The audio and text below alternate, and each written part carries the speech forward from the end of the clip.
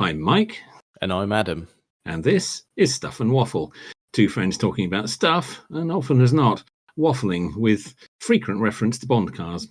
A little while ago, you posed a question that this was off podcast that we should probably address. It got me thinking in recent weeks because of automotive news that had been announced, and we'll tie that in just a second. But the question you posed was, does the world still need supercars? Oh, yes, I did pose that question, didn't I? You did, yeah. Yeah, some while ago. Yes. Yeah. We never followed up on that. No, we didn't. But there has been some goings on that made me think about it. Okay. When you and I were younger chaps, supercars were something quite special. Mm. I'm not saying there were few and far between, but there's certainly less than there are today. Yes, that's probably fair to say. Yes. Yeah, because you and I went through the sort of the heyday, the sort of late 80s, early 90s. That was really the time for supercars. Yes, that's when it sort of happened, wasn't it? Yeah, yes. that was peak supercar. It probably was, yeah. And I suppose now we've got a bit daft, really, to the point of sort of saying, well, back then, you and I would quite happily have those sort of things on the wall, be it Lamborghinis, McLarens, Ferraris. Yeah. But these days, yeah. No, you don't, do you? It's and no. I don't think it's an age thing. I think it's just the fact that people don't really care. They probably don't. I mean, they got a few too many of them, didn't there? That's the problem. Particularly around the 90s era, it really got going. You know, companies like Koenigsegg and things appeared, you know, in the early noughties as well. And it all there was so much of it, and some of them, you know, you'd never heard of, but they were nevertheless. There's another supercar, and it all. It all started to get a bit silly, really, and they were all ridiculous prices that no normal person would ever be able to afford. And it all got a bit silly. And there were companies starting to appear who only made supercars. Yeah, there was a lot of that, and I mean, there still is a lot of that. There still is a lot of that. Yeah, I mean, there's a lot of ridiculous stuff going. One of those daft ones that spring to mind. Would you remember Hennessy? Who did the Venom? Yeah. I still think that's going somewhere along the line. It probably is, and that's all they do. Yeah, you're just going. What you've done there is you've stretched a Lotus and put a colossal engine in it. Yeah. A lot of them weren't actually very good. A lot of them were parts bin specials. Absolutely. Wasn't there a make called? Did I dream this? Was there a make called Gumpert or something like that? Oh yeah, they did the Apollo. There you go. Yes. Yeah. See, there's another one. Yeah, there's the Germans, and I think they've gone in and out of existence several times. Yeah. And it's just, it all got a bit silly. It did get a bit silly. Spiker was another one, of course, that was a name that got a bit more high profile. But it did, yeah. And I suppose you could sort of say for that one, that was more sports car than supercar. That was something. It probably was, although it was a bit special. Still quite special and still very expensive. So yeah, it's very tricky. But yeah, because I think, like for you and I think peak moment was sort of you had that 90s era of going right where you've got your Lamborghini Diablo, your Bugatti EB110, your McLaren F1. Jag XJ220. That was kind of, those are all quite analog cars. Yes, they were very analog cars, very much in touch with the driving experience. But they were all from companies who did other things as well. They weren't just about supercars. Yeah, these weren't niche brands. No. I mean, I suppose you could say that McLaren was, because they hadn't really done a road car, but at least they've got racing heritage. True. Yeah, And, true. So that's fine. And Bugatti, again, in and out of bankruptcy. They were, at the time of the EB110, Italian-owned, I think. Yes, I think that's probably true. Yeah, and that there's a fantastic documentary on YouTube about that car in Italian. You do, which you do need to make sure the subtitles are on for, unless you are fluent. Yes, but it's really interesting. I'm not. Really interesting, that is. But they had great plans for it, but you can see from this documentary it was never going to come to fruition. Yeah. Yeah. And I remember, because that was quite a crazy car, because it was quite a small capacity V12, but then they went 4 turbos. We sure that's enough? It's brilliant. Yeah. I mean, sometimes I know the supercars were kind of showcases for their technology and also test beds for their technology, and the stuff would filter down to the more sensible models. But sometimes you look at it and you think that's just some rich man's fantasy that you've had enough money to actually build.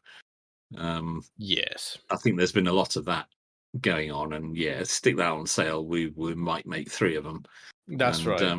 Yeah, and that's kind of where we're at now, isn't it? I think it is. Yeah. Well, and we've kind of transcended, haven't we? Because we've gone past supercars and we've arrived at hypercars now, haven't we? We've now arrived at hypercars, some of which are beginning to be electric, because obviously that's going to be the future for that sort of thing. And if you are going for something that's got out and out performance, an electric drivetrain is clearly the obvious thing to choose now, because you'll get more performance out of that than you will out of a internal combustion engine for considerably less money. Yes. And you'll be able to sell it after 2030 as well, which is also probably it's quite useful, of interest to them. Yes. And that's the thing, though. But is it? If you got any interest in it, though? No, not really. No, there you go. See, there's the problem right there. No, not really. Because there's just nothing there, is there? Do you remember the big hoo-ha of, when would it have been? 2015, 2016, of trying to get a side-by-side test of the LaFerrari, McLaren P1, and Porsche 918. Oh yeah, I do remember something about that. Yeah, there was a big song and dance, and it finally happened. And you just go, that was a bit anticlimactic, really, wasn't it? Yeah. What did we learn from that? Do you know what? I've watched several people do it, because obviously that was a big selling point for the Grand Tour. The first series, they did it, but I believe the Drive channel on YouTube did it first before then. Right. I think, because didn't they have Chris Harris? Yes, well, he was working. He was working for Drive at the time, wasn't he? So Tiff Needell and, is it Marino Franchitti, or am I talking nonsense? That does ring a bell. That does ring a bell. Yeah. So, and while I really enjoyed that, and we've said before actually that the Drive channel was actually really cool. It was brilliant. Yeah. It's not their fault that it was kind of a bit of a come down when those cars actually hit the track with each other. No. No, not at all. Like you say, they're just not. They just don't grab you, do they? They don't. They've all gone too silly and too irrelevant, I think. Yeah, I think so. I think that's what it is. And actually, people, even collectors and sort of wealthy buyers, aren't going for them anymore. Because if you look at where the smart money's going with cars at the moment, they're buying more ordinary stuff. They're buying the more everyday stuff because that's where the value is now. The market certainly seems to have fallen out of love with supercars, and they're just not buying them. Even the likes of Harry Metcalf has talked about this, that, in terms of investing, which is another reason people have bought supercars over the decades. No, it's just not there. No, it's not. You're far better off actually sinking your money into something like a Sierra Cosworth or something like that.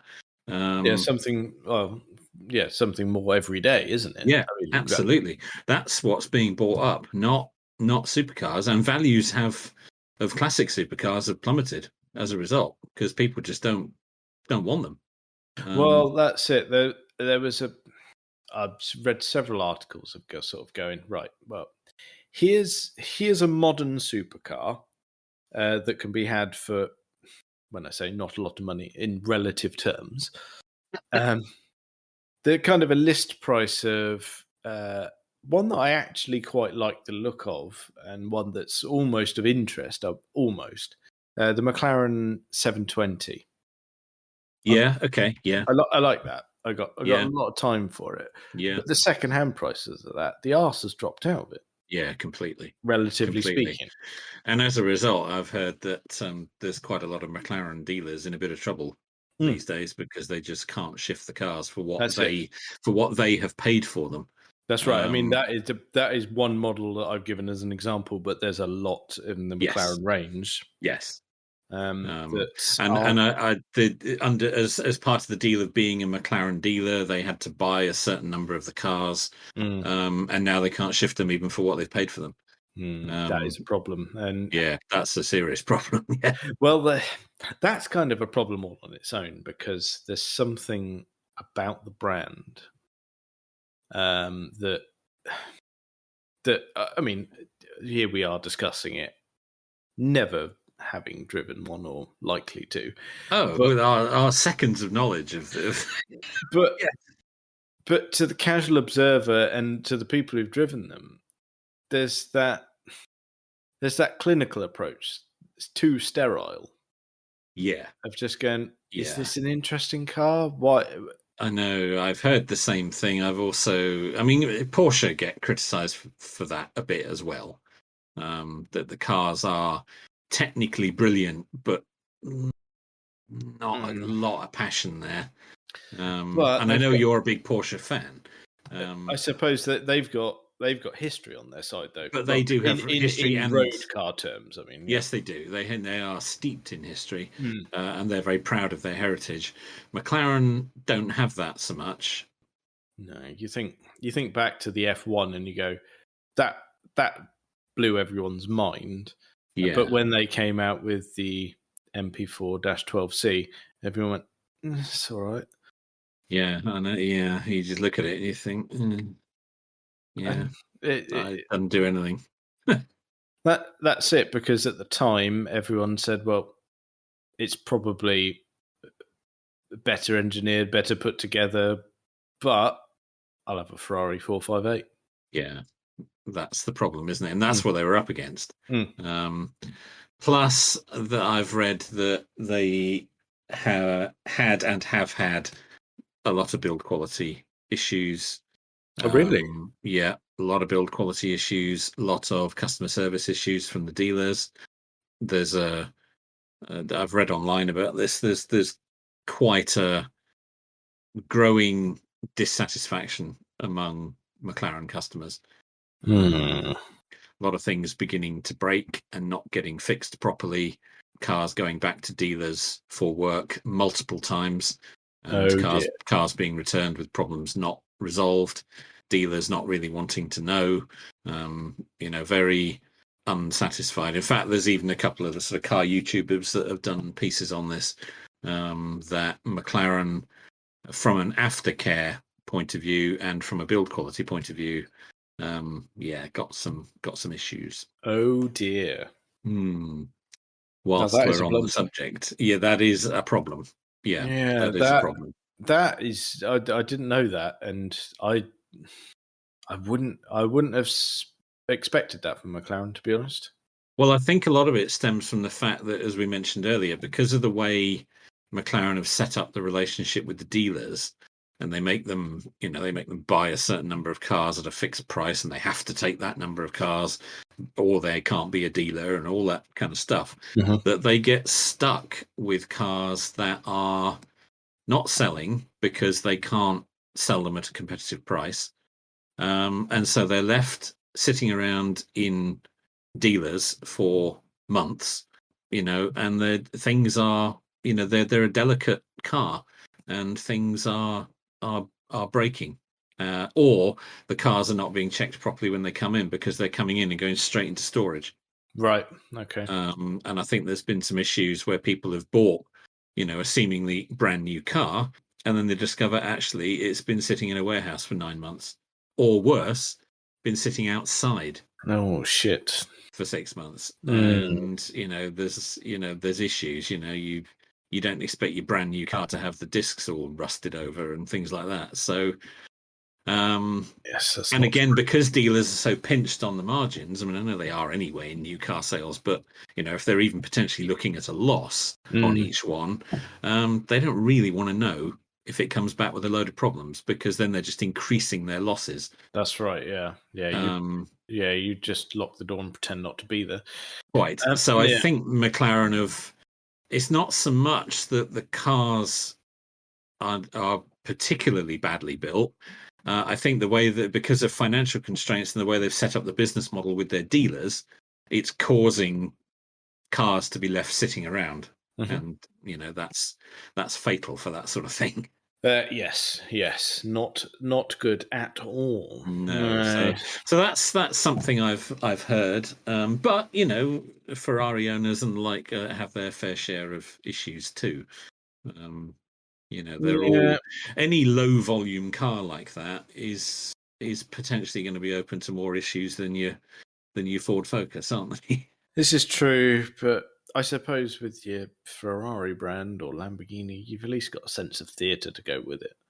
You have, and you are buying into a very old name, steeped in tradition and history, and certainly the Italian ones have got a lot of that going on. I've always felt that McLaren, as you said earlier, is a little bit more clinical, a little bit more sterile, and you just don't feel the passion for the brand, even though it's a British brand. Yep. You just don't feel the same that you do. But I mean, again, you don't feel the same that you would about Jaguar either. McLaren is a bit, I don't know, it's always left me a bit cold. That's it. Yeah, this current range of cars, I can't tell the difference between them. If you were to line them up, I wouldn't know which was which. No. Not at all. No, the only ones I can spot at a glance are the higher range ones. The P1's easy to grasp. The Senna, because it looks horrendous, and the 720 and 765, because they don't look the same as the lower ones. Yeah. But the rest of them, there's a sea of numbers, and it's good. No idea. No idea. But it's such a shame, because you think back to when they announced the McLaren F1 in the early 90s. That was a completely different situation. There was all the excitement for that. Yeah, that's right. But the modern range, can't be bothered, really. Couldn't give a toss. No, couldn't give a toss. I'm not. Yeah, no. It wouldn't be very high up on my list at all. No, and the same with when they first were announced the Pagani stuff, that was mildly interesting, but now I just don't really give a toss. No, I think that's gone the same way. I mean, that had a certain amount of theatre about it when it first came out. And you think, wow, what the hell have they done there? Yeah. And the early Zonders were like that. But now, no. No, not fussed. I don't think they've aged well at all. No, I think the stuff that they're still churning out, the Huayra or however you say it. Yeah, that one. Yeah, yes. Never been of any interest. An early Zonder, I always liked the way that looked, and I still do. Very early Zonder, yes. And I remember when they first appeared, but any of the current stuff, no. No. And the fact that the guy's name is Horatio, that really doesn't hurt his cause. That adds to it, I think. Because I don't think it's pronounced like that. Yeah, but that's how it's spelled. If you've got the owner of a supercar company called Horatio, you go, yep, that'll do. That'll do. I'll have one of those. Yep. Yes. But that's I think other than that, and from what I've heard, he's very engaged with the customer base. He's very accessible, which I like. Yeah, but I think he's quite, he's quite open to, he goes to a lot of events and he talks to people, and he's very visible, which is nice. But that's compared to the McLaren stuff. I'd imagine they're actually earning decent money. Oh, I would think. Yes, absolutely. Yeah. Yeah. I think McLaren is very, like a lot of British manufacturers. I think they are stricken with financial constraints all the time, same as Aston Martin usually are. Oh yeah, constantly ruined, constantly knackered. Yeah, yeah, absolutely. But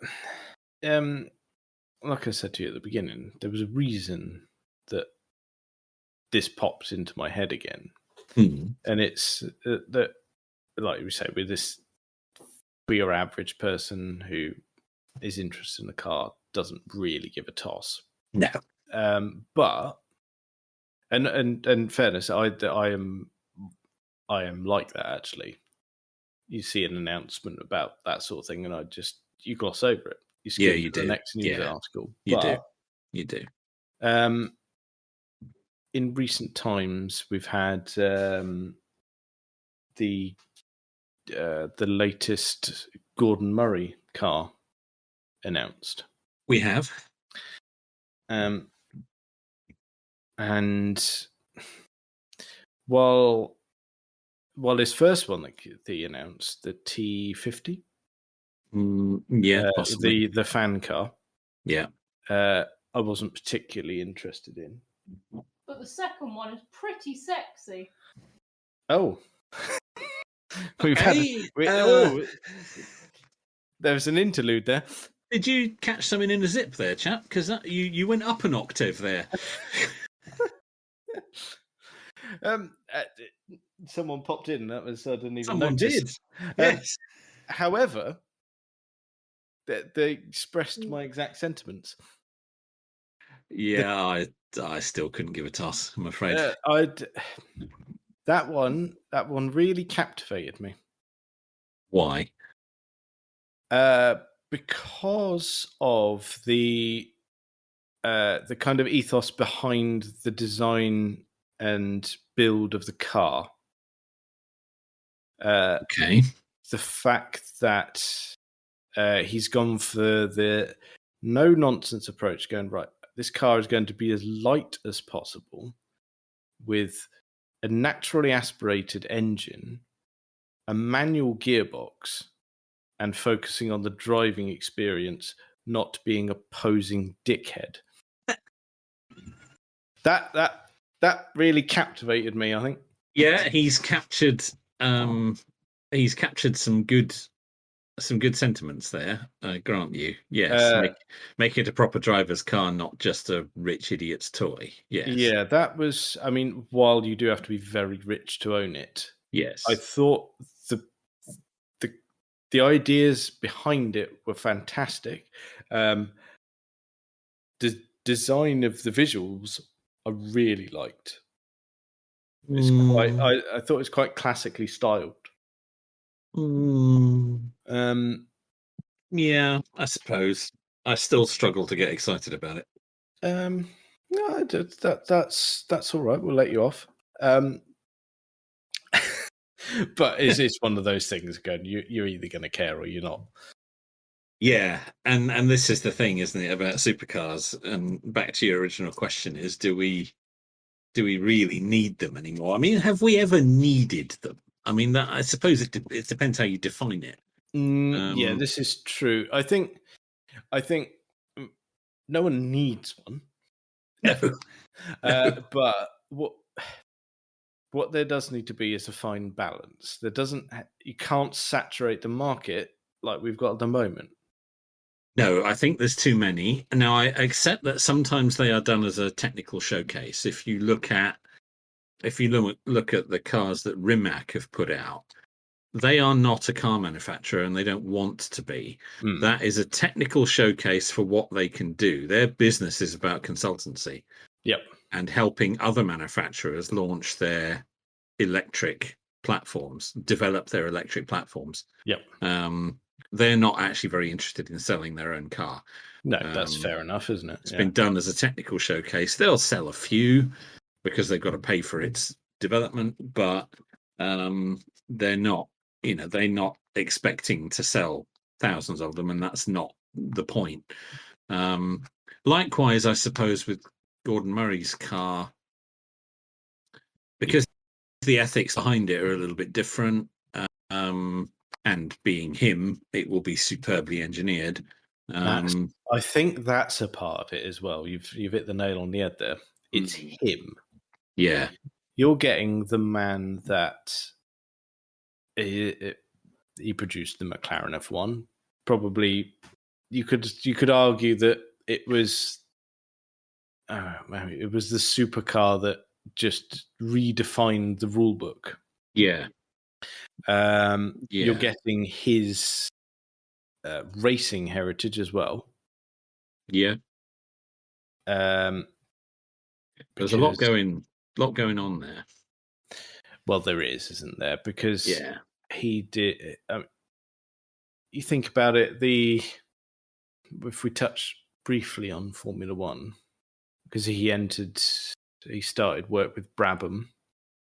Yes. And did wonderful things there. And then when he moved to McLaren, the MP4/4, which is arguably the most successful Formula One car ever. If you say so. Well, for instance, in the 1988 season, there were 16 races, and it won 15 of them. Yeah, that's quite good. Yeah, it's pretty good. Yeah. It was just that everything he touches turns to gold kind of thing.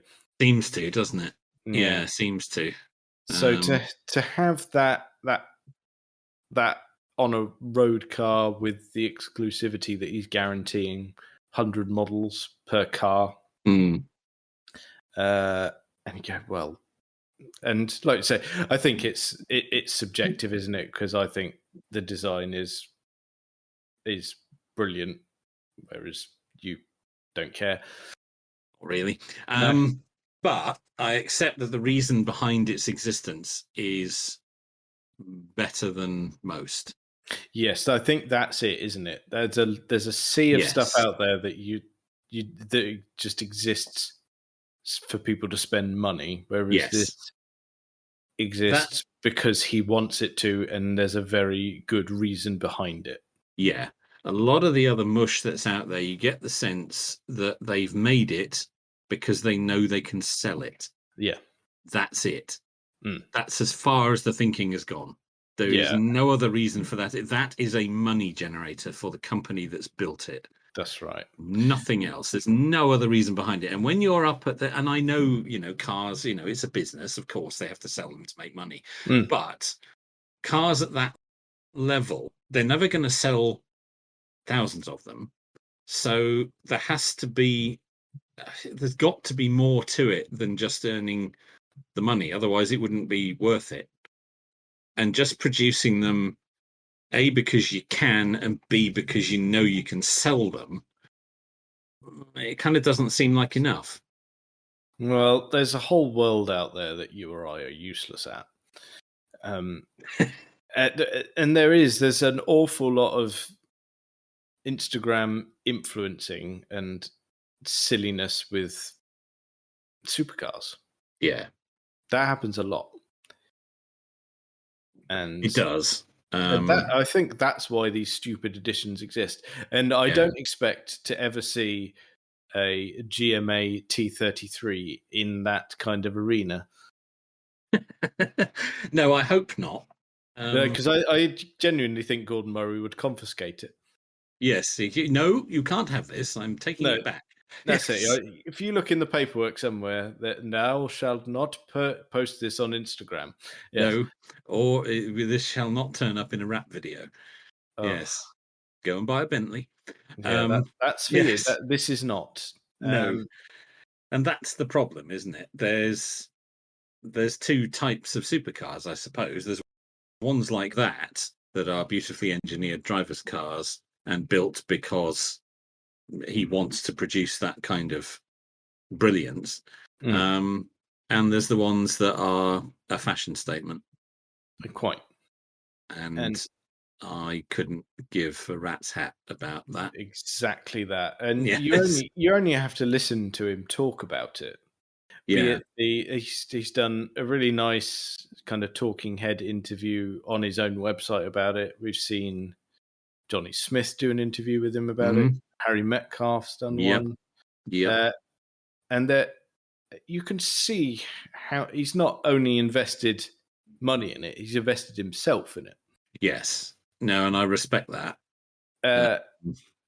But one thing I'd imagine you'll have noticed as well, he was very, very adamant that at no point in any of these, be it his own videos or appearing in other people's, that was this car to be referred to as a hypercar. That was a hard no. Yeah. Which is interesting, which kind of basically does what we said there. It kind of removes you from that iffy category, doesn't it? It does. And what's the difference really between a supercar and a hypercar? Price? I mean, I don't know really. I mean, you could say exclusivity, but being 100 cars in this instance, that's hypercar territory. But that's fairly exclusive, yeah. But what he's focused on, it's not ridiculous top speed. Well, it is fast. It's the engineering. It's that high revving V12 that he said for the T33, we've toned it down a bit. And you go, are you sure the red line is still 11,100 RPM? Yeah. That's toned down. It still sounds like the Rapture's coming. Yeah, absolutely. Yeah. I mean, that's the thing. Does performance come into the definition of what's a supercar and a hypercar? I suppose it's that age-old schoolboy thing of going top speed, I suppose.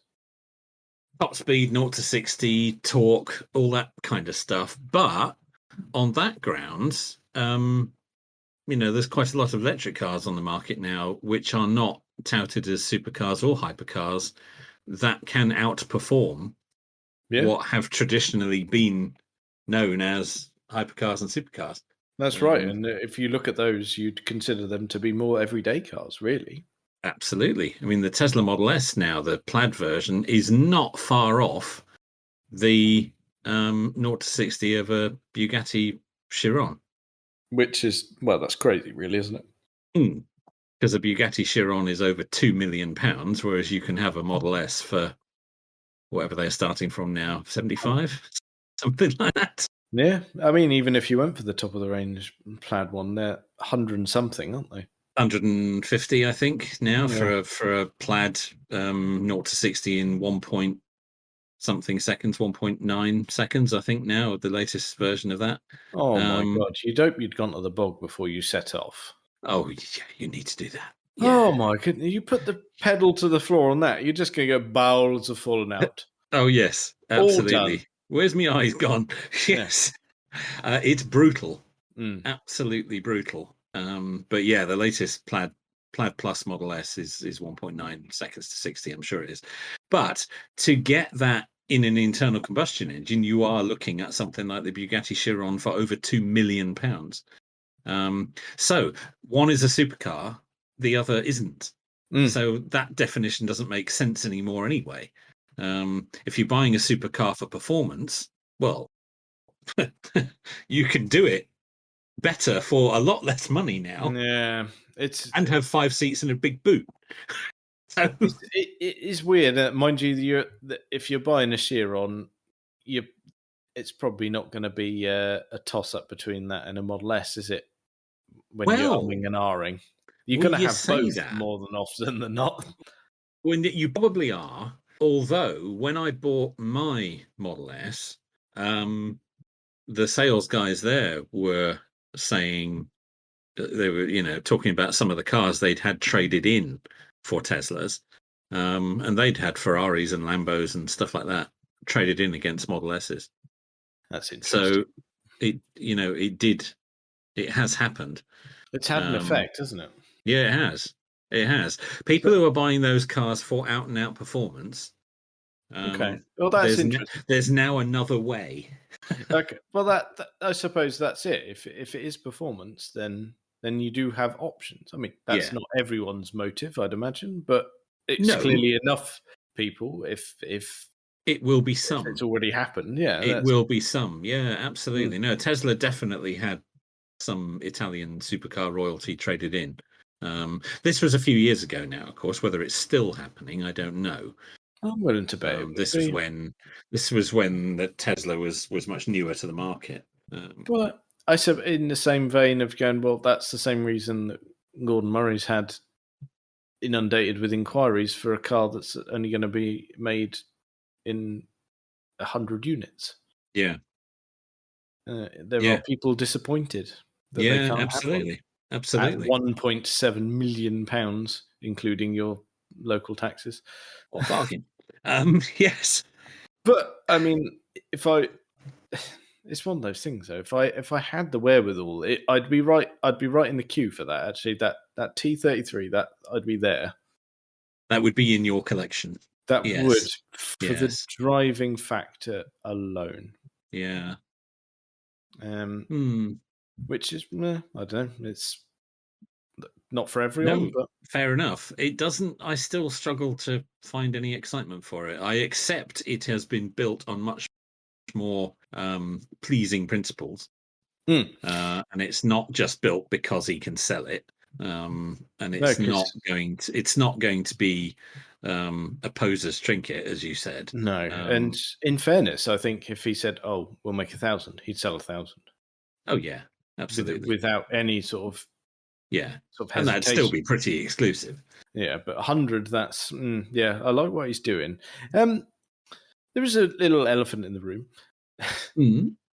because Gordon Murray is so design led in his cars. Yes, and that is to be appreciated. The kind of, if you look back to the F1 and the T50. The 3 abreast thing and the way that the proportions are laid out and the luggage packaging is it's so clever. And the designs are so elegant, and yet he wears some of the most dodgy shirts known to man. He does so. Yes, he does. Yes, he does. Well, that's just not a priority, is it? Yeah, but what is that about? I mean, that is actively. I mean, if you could go and buy shirts of just mediocre levels of tediousness, but he's actively sought out jazzy shirts. That is weird, isn't it? I mean, maybe it is a sort of counterpoint in his mind to the car. I don't know. I can't explain that, but you're quite right. Do you think that centers him a little? That's his one wild side. Maybe it does. Maybe it does. Maybe, he goes all crazy when he orders his shirts, and then the rest of the time it's all on lockdown. Yes. See, that's the thing. I'd like to ask him. Everyone else is asking him about the latest model of car, and I think... Yeah. Can we just leave the car for a moment, Gordon? Yeah, we'll come back to that. That's mate. What's going on there? Some serious strobing on the camera here, mate. Yes. But, it's every time you see him, you think, that's a bold choice. Yeah, I don't. Yeah, maybe it is. He's trying to counterbalance the car with something a little bit more. Maybe he's trying to say, I'm not just this kind of boring staid engineer here. I can partay. I'd imagine he can partay with the best of them. I would think. Yeah. He's. I think he's got. He seems sort of controlled enough in day-to-day life. You go, there's going to be an unhinged moment there, isn't there? I would think so. Yeah. But I tell you what, I likened it the other day. Kaylee was. I mean, I mentioned it to her. She didn't really engage in the conversation, but I mentioned the shirts, and I said, "I'll tell you what, it reminds me of. I'm not a frequent visitor to the GP. However, you might notice when you do go and visit the doctor, they're dressed in really mundane attire, and if you, particularly, I'm talking about the chaps here, and that it's just a sea of beige and corduroy. But then if you glance down, you get to the socks, and you go, "Whoa, what are you doing, man?" Yeah, that can happen. Why is this a thing? And I've found it with solicitors as well. These really mundane individuals, but one particular item of clothing about their person is just overkill. You know who else does that? That I remember seeing? Peter Jones, who was on Dragon's Den. Oh yes. Pale grey suit, dark grey suit, plain blue suits, always a white shirt or a pale blue shirt, fairly plain tie most of the time, and then whoa, the socks. So much so, he's marketed them, hasn't he? Yes, he has. Well, obviously he has. Clearly, of course he has. He's case in point, though. He is so boring. He is so boring. Yes, he is. He's tried to zhuzh it up a bit lately with a slightly Alan Sugar style beard, but it's has it? I've missed that. Yeah, it's going on. The Alan Sugar beard though can bugger off. Yes, it can, because I'm not sure it is a beard. No, it depends on the angle, really. Yeah, it does. Because we've been watching The Apprentice, actually, because that's back on at the moment. So it's case in point, and just go, it's just a hint of a beard. And I tell you what bothers me about The Apprentice is, when they get to the boardroom and he makes his appearance, it's like every time he swaggers in, he pulls that door open and go, is that the door to the bog? I hope it is. You imagine him coming in and Karen going, "Fucking hell. You light a candle, Alan." He sits down at the table. I'd give that a minute if I was you. Yeah. Oh dear. You're fired. Get out. I can't. Have you smelt it in that hallway? I'm not going anywhere. You crack a window and I'll leave in 5 minutes. Yeah. Dirty boy. What are you trying to do to us here? No need for that. Oh, you've sent me a picture of Peter Jones. Oh, look at that beard! I tell you what, look at that beard, and he's got his nice suit on and sort of a pretend beard. He looks like he's getting ready for court. I know. He does, doesn't he? Oh no. He's been told to put that suit on because he's been caught nicking cars again, and yeah. Oh right, you're going for nicking cars, as I was thinking. Oh, sorry, Your Honour, it wasn't me touching myself in the bushes. Yeah, you're probably closer to the mark there. Oh dear, no, he doesn't look happy in that picture. He doesn't. I don't know what's going on there, but yeah. If I remember, I'll put that on Twitter for people to enjoy when this episode comes out. Oh, well done. Yeah, you can enjoy a Peter Jones going, oh. Mind you, that face is looking at dickheads pitching him stupid ideas. Yes, it is. He's just been told something absolutely ridiculous. Their numbers don't add up. They can't explain the balance sheet that they've made up. And that's never going to make any money. That's what that face is. That is, yeah. We're asking for £1 million for 1%. Yes, of a business we can't explain, and none of the numbers add up. Yes. I don't know why he goes back for more, to be honest. I don't know. I don't know why any of them do. I don't know. To be honest, I don't think many people watch anymore, do they? I haven't watched it for a long time. No, I gave up years ago. Yeah.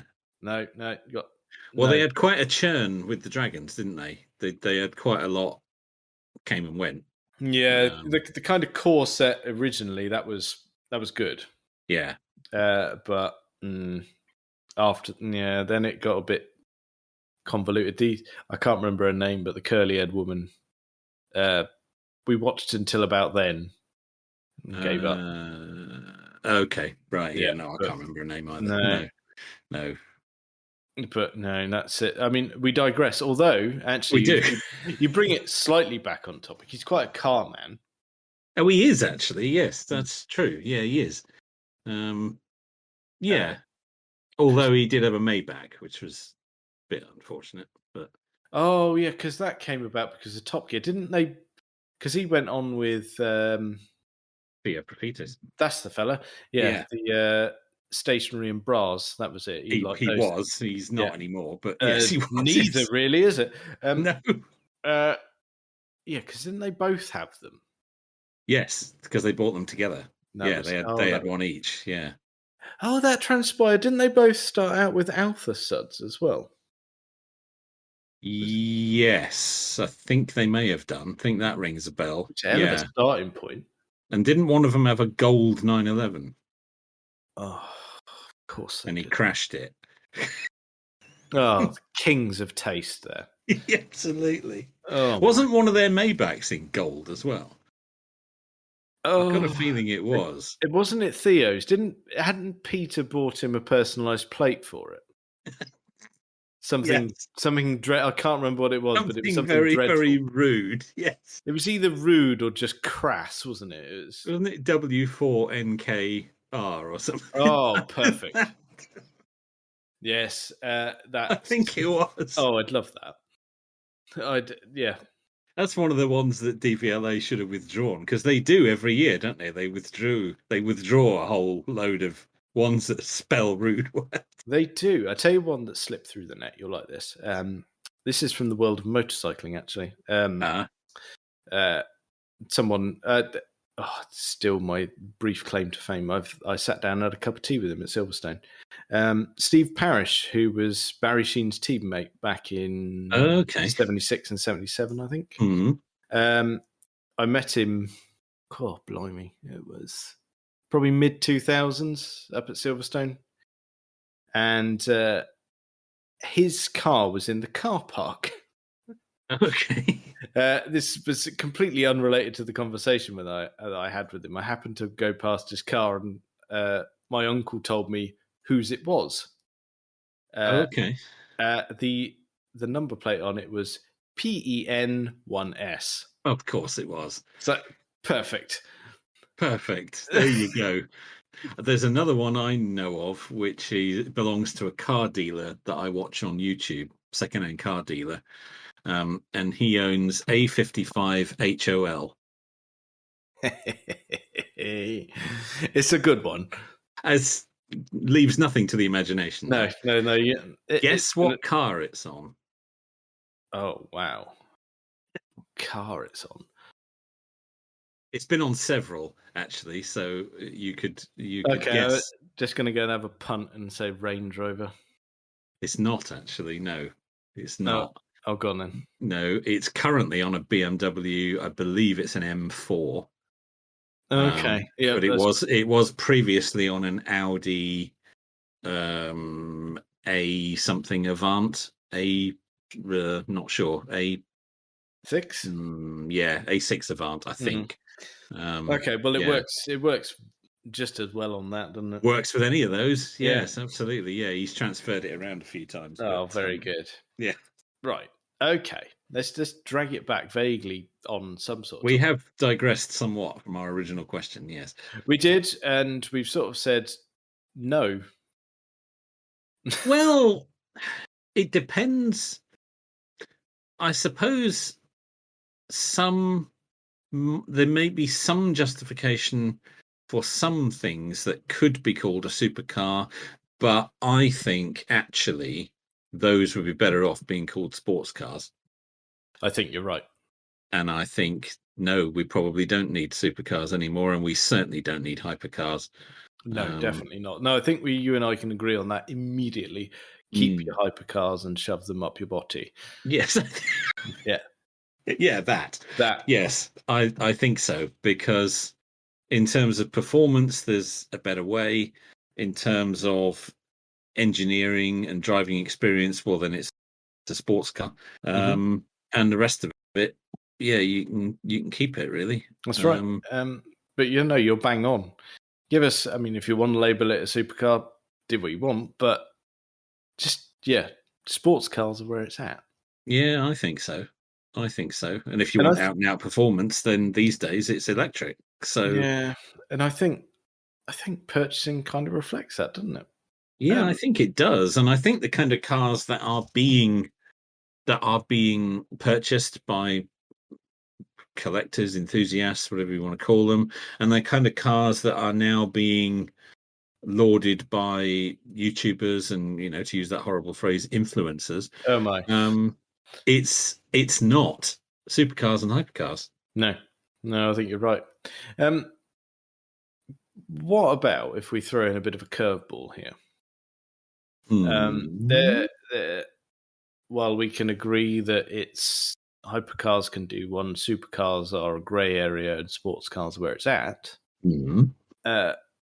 Where do we stand on the very specialist areas of going, right, well, they're certainly in the price point of supercars, but these things aren't. And a name that springs to mind instantly is Singer. Oh dear, yes, that is a spanner in the works, isn't it? Yeah. Well, see, the difference, if we take Singer specifically, the difference is that those cars are made to order to the customer's specifications. But what does that really differentiate from a hypercar, if you're using that as the criteria? That's a very, very good question. I mean, I don't think of what Singer are doing as hypercars. But in some ways, they're very clever resto mods. They are. Because they're based on old cars, aren't they? They're not ground up new. No, they're not. They are existing cars that have been fingered. So, yes. So they're not coming out of a factory.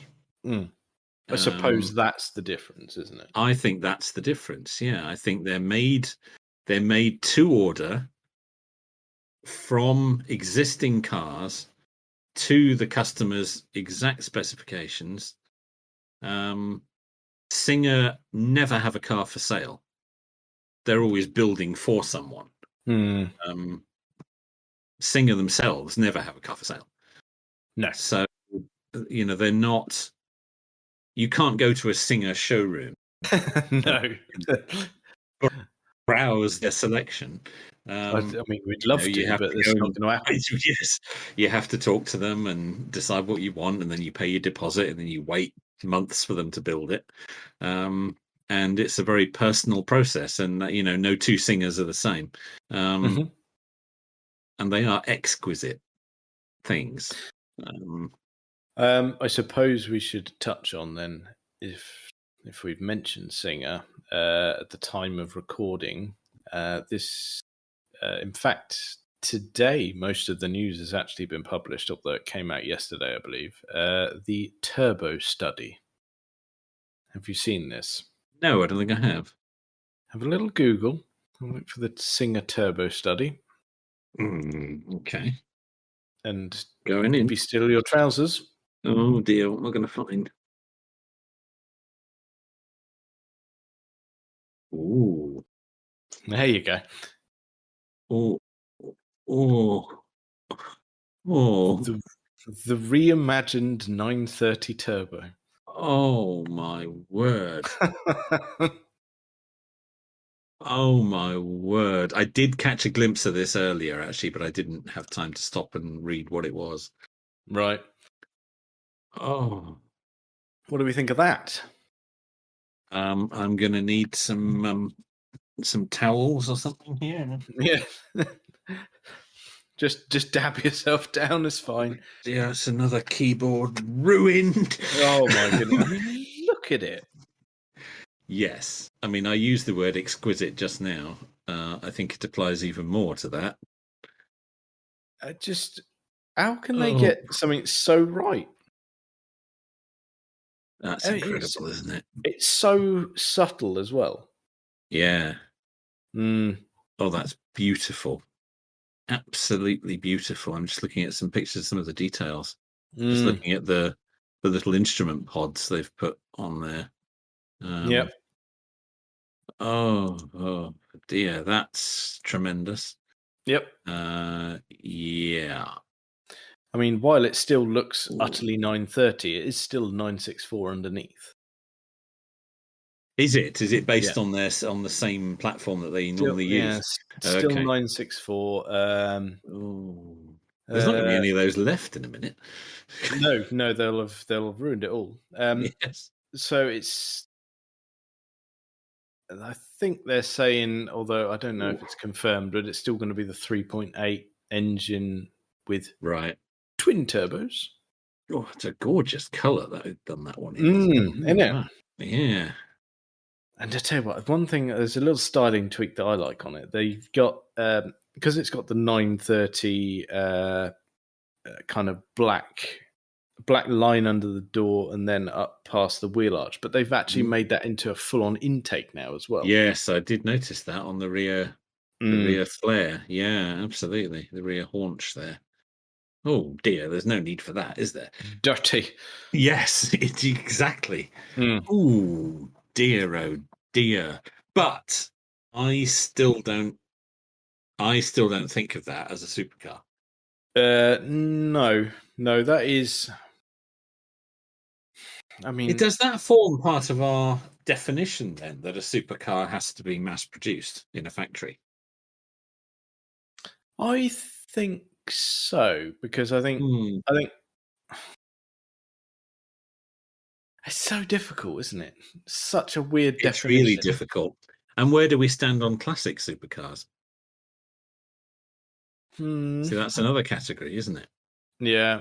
I mean, your classic supercars, barring some really obscure ones, like you said at the beginning, they are made by manufacturers you know and love. Yes.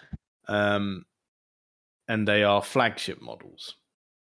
Yes. Whereas now, like you couldn't accuse McLaren of selling run-of-the-mill models and supercar models. They only produce ridiculous cars. Yes, quite. Yes, absolutely. Everything they make, every single model in the lineup. Yes. There's no 5-door hatch or estate. No. But even if you look at the Ferrari stuff and going, well, the entry-level stuff is crazier than it ever has been, but it's not a supercar. They're still... No. What are they on at the minute? The 488 Pista, is it? I'm not sure. I'm not sure either. I'm a bit crap on that. And I think they're still ridiculous cars.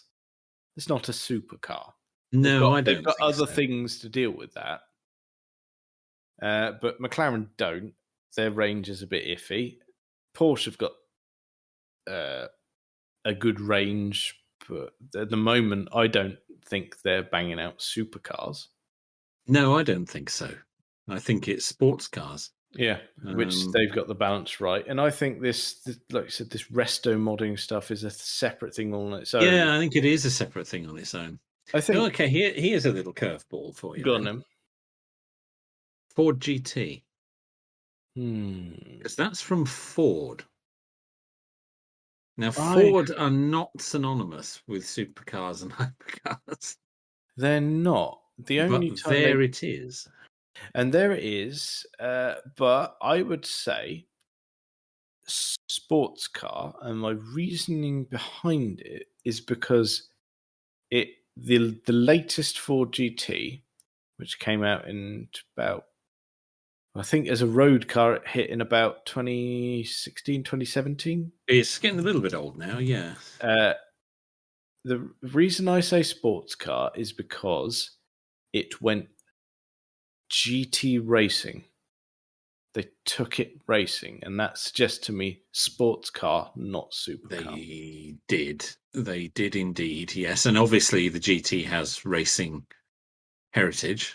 But built by Ford to thrash Ferrari in the 1960s, which it did very successfly.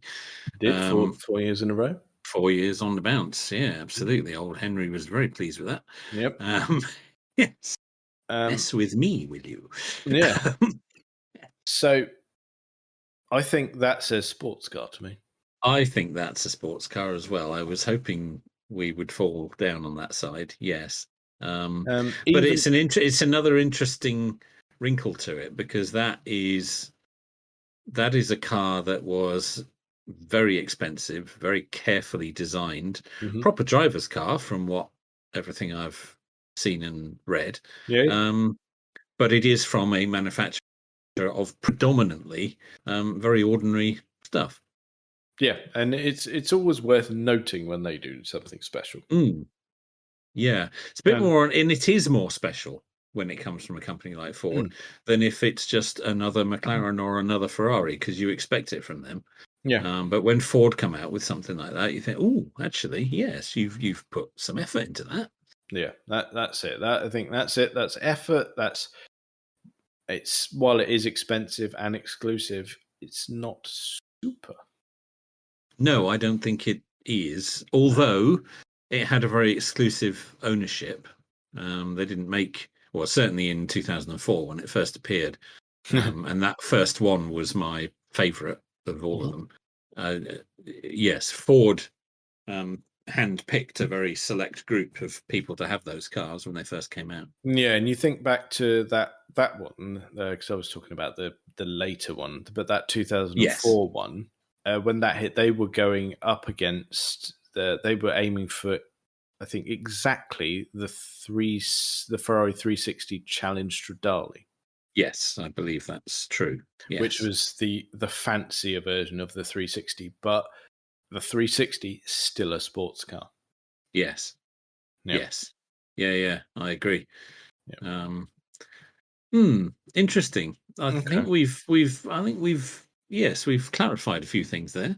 We have. We basically neither of us want hypercars. No. If we want a supercar, it's going to be from the 80s or 90s. Yes. And if you're going to drop hundreds of thousands or millions of pounds on cars, we're either going to have something from Gordon Murray or Singer. Yeah, I think so. Yeah, that seems to be the case. I think so. We'll have one on each and do a bit of a lend. Yeah. Yep. Okay, so that's cleared that up then. So it's more of that everyday consumer advice. I think so. We're getting quite good at this now. Yeah, sensible buying advice for the man in the street. Yes. Yeah, that's right. Yeah. There you go. And I suppose just to round it off neatly and tie in everywhere else is if you can't stretch to these levels, I mean, because they are a bit pricey, and granted, you and I would have to save up for this.